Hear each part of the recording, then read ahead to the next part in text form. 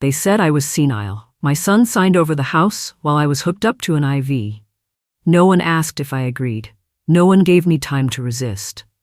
A week later, the locks were changed. My name vanished from the bills, and my wedding ring, the only thing I kept from his father, disappeared from the drawer. I didn't cry. I just folded the apron I'd worn for 40 years and quietly stepped out of the kitchen I'd spent my youth cooking in. They thought I wasn't sharp enough to remember. They thought I was too weak to take back what they stole. But they forgot I was the one who taught that boy how to hold a spoon, and I'd be the one to make his hands tremble every time he opened the mailbox. He said I was too old to live alone. That's how it started. No conversation, no real concern, just a statement like the weather, like I was a cracked dish in the back of the cupboard, still there, but no longer useful. It happened the week after I fainted. I remember the floor being cold. I'd skipped breakfast, stood too long folding laundry. I must have been out for just a minute or two, but that was enough. Mark showed up that evening with his wife, Brianna, holding a pot of soup and a look that felt rehearsed. She kissed my cheek like someone patting a dog. He sat across from me at the table and didn't ask how I was. He just started talking, slow, deliberate. Words like concern, burden, future care plan. My spoon trembled in the bowl, but I said nothing, because that's what we do when we're scared and don't yet know why. They started visiting more after that. Once a week, then twice. Bringing groceries I didn't ask for. Asking questions I didn't like. Where's the deed to the house, Mom? Do you still pay the bills yourself? Have you ever thought about downsizing? I didn't know they'd already contacted a lawyer. I didn't know my name had started disappearing from documents. I didn't know Brianna was walking through my home with her phone out, snapping pictures like it was already hers. Then came the lunch invitation. Just the three of us, Mark said. You need a break. I didn't pack a bag, I didn't wear my good shoes, I didn't think I'd be gone long. They drove me out to a building that smelled like lemon cleaner and resignation. Beige walls, fake flowers, a receptionist with a pity smile. Just a short rest, Mark said. Let the nurse help you get settled. He hugged me too tight. Brianna kissed my cheek. Her lip gloss was cold. Then they left, and I never saw them again. My room had no calendar, no books, no family photos. Just a dresser and a bed I didn't choose. I asked the nurse for a phone. She told me to wait until visiting hours. I said, my son just left. She didn't respond. Instead, she handed me a form. My name, his signature. Boxes checked, medical consent, residential admission, observation status. He had committed me. I sat on the edge of that stiff, unfamiliar bed with my hands folded in my lap like I was praying, though I wasn't. Not really. I was listening. Listening to the way silence can scream when dignity is torn out from under you. I waited. 3 days. No call. No visit. Just the sound of the hallway. A wheelchair rolling, someone sobbing softly behind the next door, a TV left on too loud. On the 4th day, I was allowed to use the phone. I called Mark. Straight to voicemail. I called again. Nothing. I tried Brianna. Once. Blocked. I sat by the window that evening, watching people shuffle through a courtyard like shadows. One woman stared into the sky like she was waiting for someone she forgot she loved. And I wondered if this was the last chapter of my life. Was this where my story ended? In a place where names faded, and no one asked what you wanted for dinner because you were lucky to eat it all? No. No. That night, I asked a night nurse for a notebook. I told her I wanted to journal. She brought me one with a flower on the cover. I didn't write poems. I didn't write prayers. I wrote facts, account numbers, deeds, dates, contacts. I wrote like a woman drawing a map out of a pit someone else threw her in. They thought I would forget. They thought I would accept. They thought being old meant being done. But they didn't know what I remembered. They didn't know I still had the title to the house, that I still had access to our joint account, that I still had a lawyer's number tucked away in my wallet, behind an old picture of Mark when he was 8 years old. The year I skipped meals to buy him that blue suit for graduation. I didn't cry. I planned, because silence isn't surrender. It's the sound of strategy. And the day I walked into that facility, they thought they were putting me to bed. But what they really did was wake me up. They said it was love, that they were doing what was best for me. But I had never felt more discarded in my life. Love doesn't leave you in a room where the walls don't know your name. Love doesn't silence you with forged paperwork and a frozen bank account. Love doesn't feel like vanishing. The silence inside that place was heavier than anything I'd ever carried. Heavier than the years I worked 2 jobs. Heavier than the nights I watched my husband die slowly from cancer. Heavier than all the things I'd ever swallowed to keep my family from falling apart. And now I sat in a stiff chair next to a window that didn't open, listening to other people's murmurs, other people's decline. But I wasn't declining. I wasn't done. Not yet. I didn't speak much during those first days. I watched. I remembered. I held everything inside because I knew if I let it out too soon, it might explode instead of land. I knew I couldn't waste energy on rage. Not now. Rage is noise. And noise is what they expect from someone they want to label unstable. So I gave them quiet. But inside, I was sharpening. The day I got my hands on a notebook, I didn't waste it. I wrote like I was reclaiming myself line by line. I started with numbers. The last 4 digits of the joint account Mark thought I had forgotten about. The one I never removed him from, because I never thought I'd need protection from my own son. I wrote down addresses, phone numbers, my lawyer's name, Rebecca Clay. She helped me after Gerald died.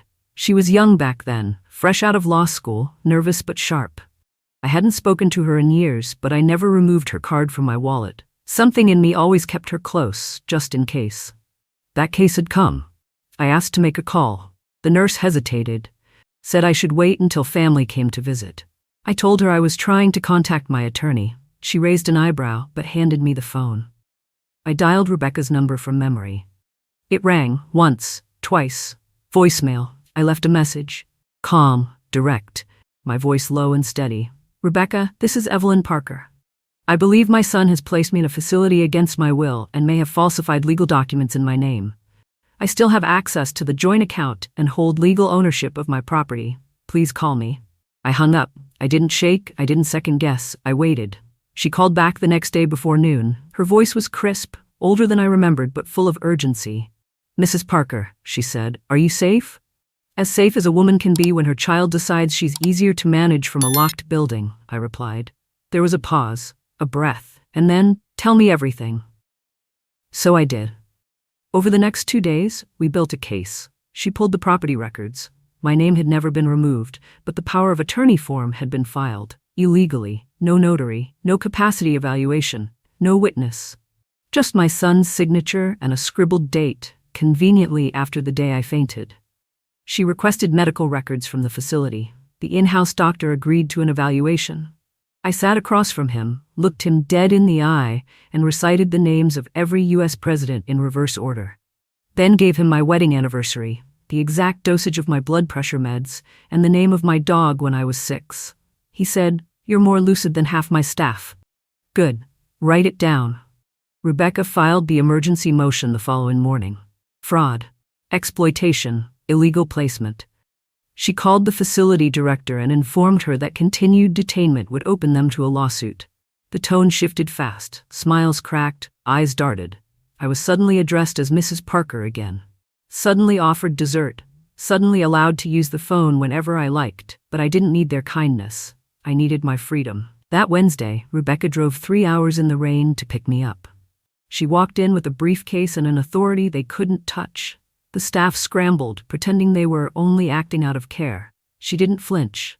I signed discharge papers with hands that didn't tremble. We walked out side by side. No hugs, no farewells, just the click of the automatic door closing behind me. The air outside was sharp and full and alive. It smelled like pavement and pine. I inhaled deeply for the first time in weeks. Rebecca looked at me. You okay? No, I said, but I'm ready. We didn't go back to my house. I didn't want to see it. Not yet.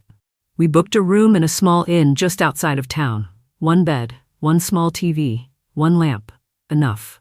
I took a hot shower, put on the new clothes Rebecca had brought, sat on the edge of a clean bed, and felt my body begin to return to itself. And then I started planning. They called it love, but they left me with nothing. Now I would take back everything. Not with screaming, not with chaos, but with ink and signatures and consequences.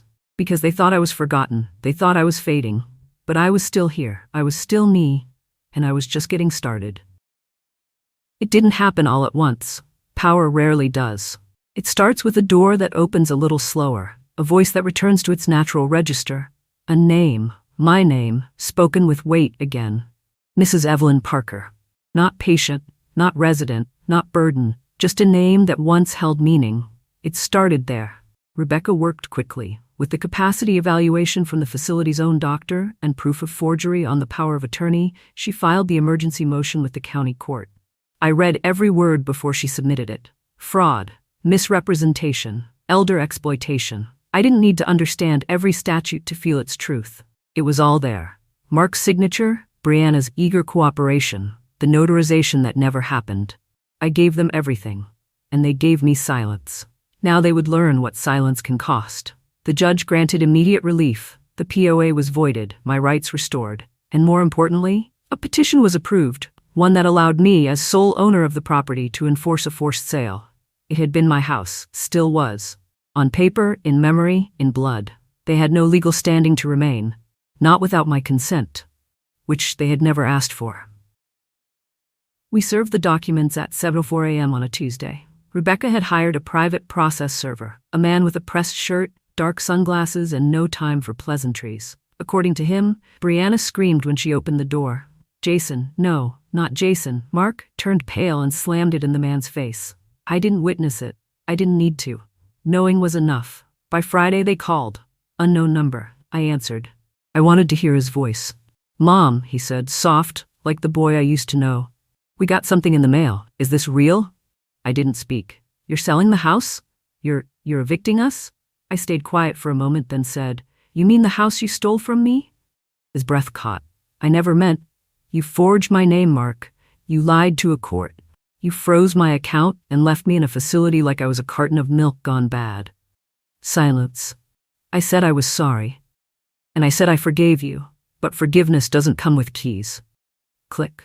I hung up. We closed the deal 2 weeks later. A young black couple, newly married, came to see the house. They walked through slowly, touching the walls like they were listening. The wife stood in the kitchen, ran her hand over the counter and said, This house wants to be loved again.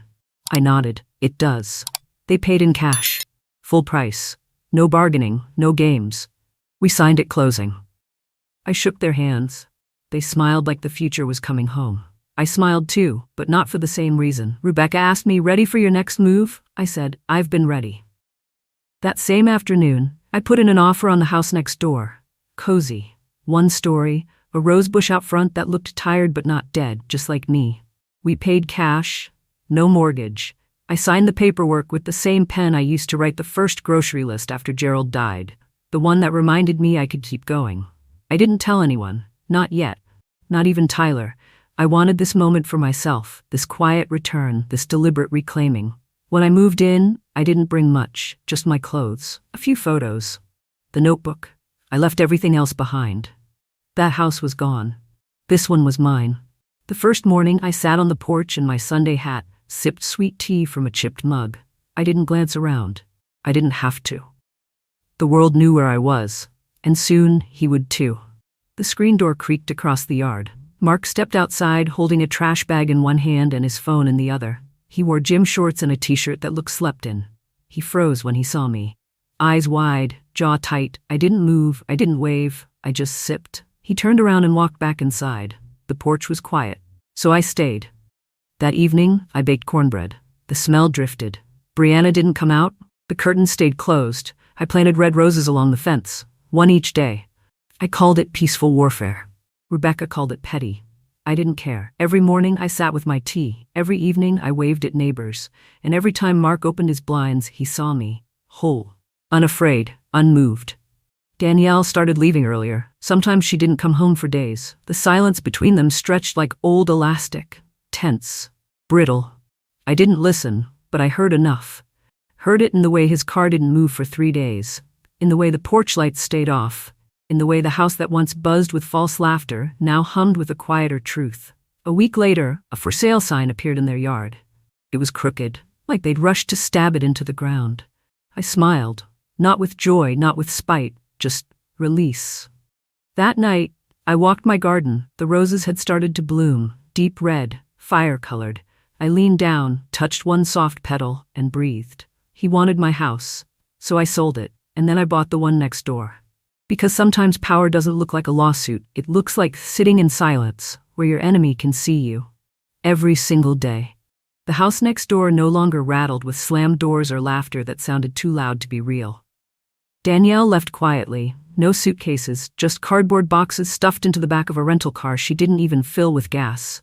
She didn't look back. Mark didn't chase her. That silence told its own story. I watched it all from my porch. Not gloating, not grieving, just observing. I'd done enough of both. What came next had to be different. It had to mean something. One morning, the mail came in a thick envelope. Legal weight. I knew the feel of it before I even opened it. It was from Rebecca, my attorney, my anchor, my witness. Inside was the final draft of my new will. My name in bold, pages crisp, unbent, unapologetic. I ran my fingers along the header like it was a gravestone I finally got to choose. This one wouldn't be written by someone else. This time the story of my life and what I left behind would be mine alone. I read every word slowly. No inheritance for Mark. No clauses for reconciliation. No conditions to earn back what he forfeited when he signed me away, like I was luggage he didn't want to carry anymore. My home, the one I bought next door just to remind him what he lost, would pass to Tyler when he turned 21. Until then, it would remain in a living trust. Protected, untouchable. His if he chose to become the man his father never had the courage to be. I included a fund for his education, living expenses, and therapy if he ever needed it. God knows, he might. The rest, what little was left after selling the house, cashing the life insurance I forgot I even had, and emptying the old retirement account I once thought I'd use for travel, would go to something bigger. I created the Mayfield Legacy Fund in my mother's maiden name, a grant for older women who'd been cast aside, silenced, stripped of control over their own lives by the very people they raised. It would offer legal assistance, housing support, and a voice. The kind I didn't have until I remembered how to sharpen mine. I made the first donation myself, $50,000. That's what my silence was worth to them. That's what my voice would become to someone else. When Mark found out it wasn't from me, it was from Rebecca. He had the nerve to request a copy of the estate plan, just to be informed. She told him with a professional smile that he wasn't included. No apology, no explanation. Just fact, a boundary made of ink and intent. That night, he called. I knew it was him by the hesitation in the ring, a man unsure if he still had the right to speak. I answered because silence only works when it's chosen. Mom, he said, already wounded. Is this real? Yes. You're cutting me out completely? No. You did that all by yourself the day you put me in that home and started selling my things before I was even cold. I thought we could fix it. We can't. But I said I was sorry. I heard you, but forgiveness is not a bridge. It's a door. And you locked it first. He didn't respond. I gave him a moment. Let the words sit. Then I finished. You didn't just fail me, Mark. You erased me. And now you're learning what it feels like to be invisible. The difference is, I'm not doing it behind your back. I'm doing it legally. I hung up. He didn't call again. That was the last time I heard his voice. The last time I let it into my ear, my mind, my peace. The next day, I walked to the community center and handed the director a copy of the foundation plan. She cried. Said they'd been trying to set up something like that for years. Said they'd name the first room after me. I said no. Name it after someone who hasn't spoken yet. Name it for the next woman still trapped behind someone else's signature. When I got home, Tyler was waiting on the steps. He was older now, 15 going on grown. He'd started bringing home books again, asking questions about college, about life, about what it means to start over. That night, he helped me sort old photos. We found one of him in my lap, eating ice cream on the porch, legs swinging, no shoes. I laughed. He didn't. He just stared. I'm sorry for what he did, he said, voice tight. You didn't do it, I told him, but I carry it, he said. I nodded, because I knew that weight, the inherited grief, the inherited guilt. I gave him the photo. He slid it into his backpack like it mattered, like maybe it could anchor him the way I was trying to, quietly, firmly, fully. After he went to bed, I sat by the window with a cup of jasmine tea. The legal work was done. The house was in my name. The fund had a bank account. My story had teeth. But more than that, it had purpose. Not revenge. Not anymore. Legacy. Mine. 3 weeks had passed since the for sale sign disappeared from Mark's yard, not because the house had sold, but because Danielle had left. I watched her drive away without saying goodbye, trunk half open, boxes shifting with every bump. No hugs, no long looks, not even a slammed door. She just vanished, the way cowards do, quiet but loud in meaning. Mark didn't follow her. He stood on the porch in that same faded t-shirt, hands shoved into pockets like that could hold him together. He didn't wave. I didn't nod. We let the silence hang like a curtain neither of us wanted to touch. The house changed quickly after she left. No lights at night, no music bleeding through the fence, just stillness. Curtains drawn even in the morning. I saw the mail pile up in the box and the recycling go uncollected. His car sat longer and longer without moving, coated in yellow pollen like time itself had settled on him. Some days I saw him through the window, sitting, staring, remote in hand, but never flipping the channel. Just letting the static run. Tyler stopped going over, said it felt like walking into a cave. One afternoon he came home with his backpack and a look I recognized. I didn't ask questions. I opened the door. We made grilled cheese, watched old game shows, laughed once, maybe twice. He told me Mark barely spoke anymore. Said he just wandered from room to room like someone looking for a version of his life he could no longer find. I didn't offer comfort. I offered presence. There's a difference. That spring, the garden exploded. The marigolds along the fence caught fire in the sun, and the tomatoes began pushing their way up, determined and quiet. I spent more time outside, in the dirt, in the sun, with the bees and the birds and the breeze that reminded me what it meant to be alive, not just breathing, but choosing. I painted again. Small canvases at first, just color blocks, then shapes. Then one day I painted the house I sold from memory. I replaced the windows with fog. That's what it had become in my mind. A structure full of ghosts and wishes, a place I no longer needed to enter. I gave it away. On canvas. In real life. I let it go. Mark never spoke to me. Not directly. I saw him take the trash out.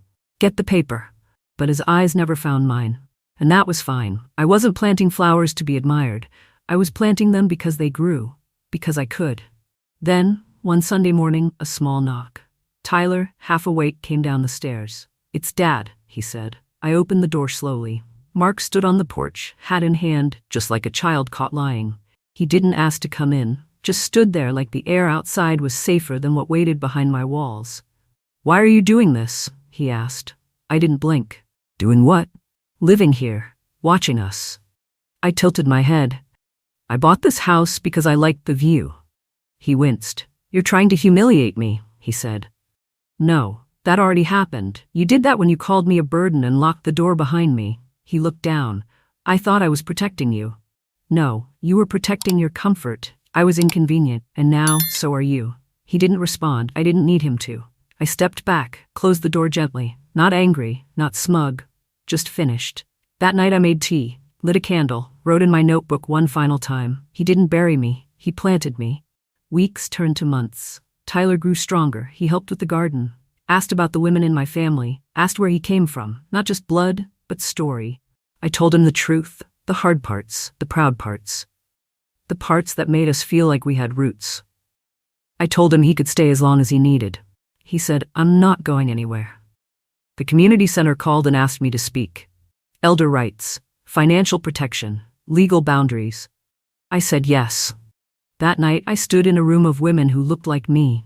Some frailer, some stronger, but all of them holding something inside that the world had tried to take. I told them my story. Not to be pitied, but to remind them they weren't losing their minds. They were losing their power. And it was time to take it back. Afterward, a woman with silver braids hugged me and whispered, "Thank you for reminding me I'm not crazy."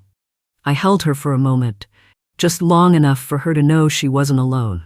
When I returned home, the street was quiet. The porch was still. I sat in my chair, tea in hand, eyes on the dark windows next door. They hadn't lit up in days. By summer's end, Mark was gone. No goodbye.